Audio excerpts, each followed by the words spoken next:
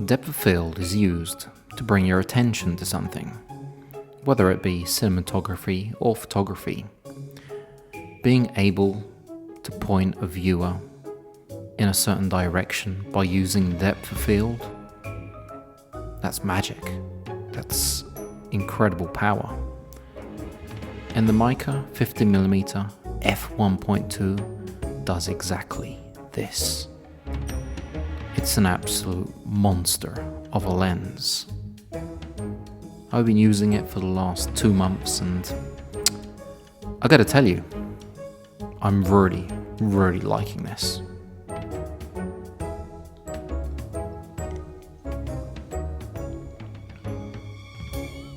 Got it from my daughter. Today we're talking about a $360 lens, the Meike. It is a 50mm lens. On APS-C it's 75mm, so a little bit longer focal length. And it is a fully manual lens, so at the moment, literally set on one point. So if I go forward, if I go back, there is no autofocus. The focus is fully manual. The aperture ring is fully manual, so everything has to be done by hand or by follow focus. So for example, if I come in and we go to minimum, which should be around about here, if you see what happens to my eyes,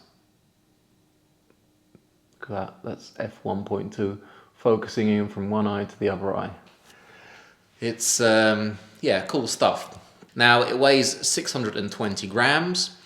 It is an all-metal lens. It has no web sealing, it has no image stabilization, but it's got a hell of a lot of character.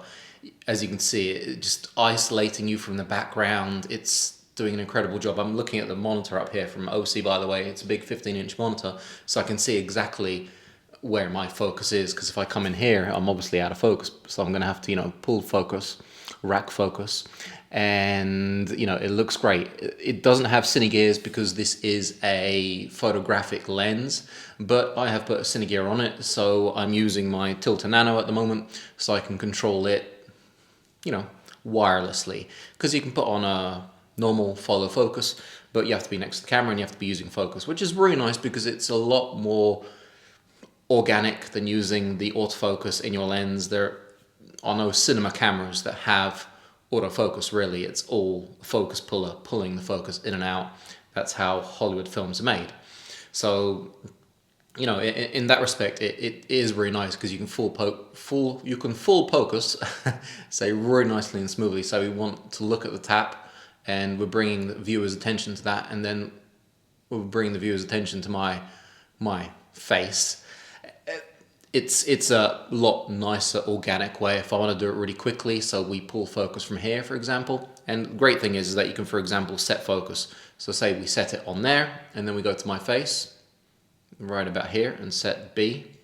Now we can quickly go between one and the other, just by doing that. And if you press it once more, you can completely go out and in a focus and, do loads of cool stuff. So it like I said, it does a really nice job. If I get in a little bit closer, just get a little bit of a tighter portrait. There we go. It does, let me just move the microphone here. It does a fantastic job. Now,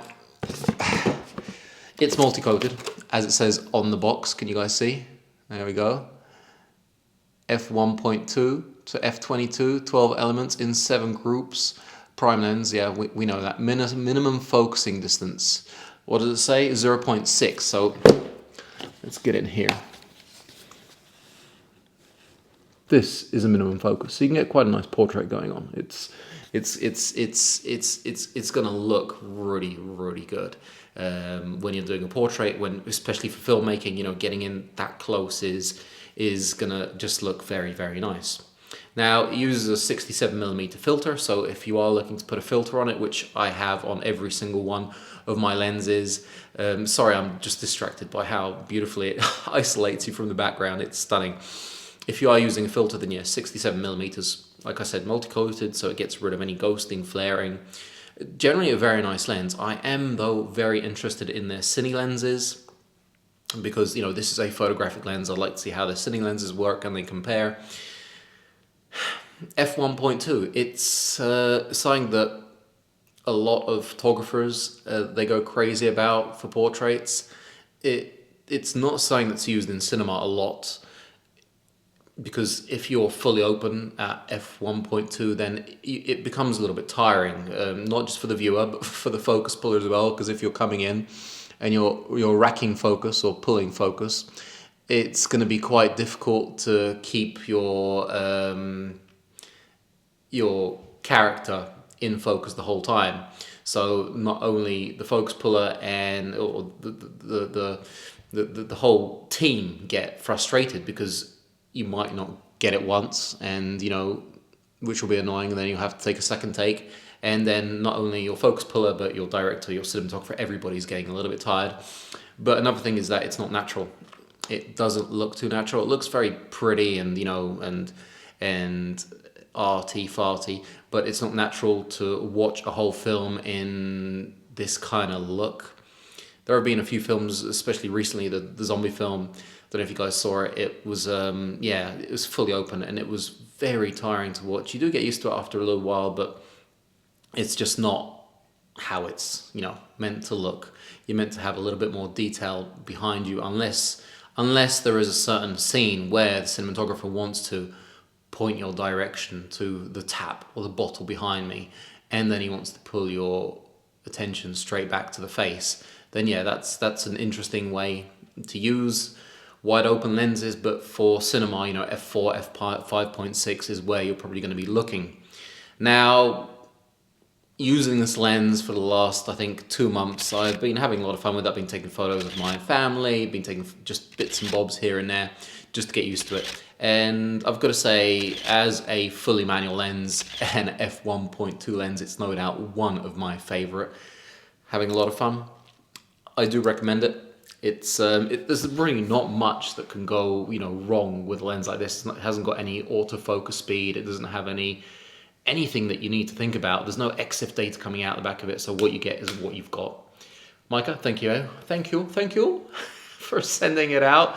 As you can see, I'm having fun with it, especially with focusing, because I love pulling focus. That is something that I could just do all day. I could just sit here and pull focus all day and look at lenses like this. Anyway, thanks a lot. Catch you guys soon. Links below. Oh, and subscribe,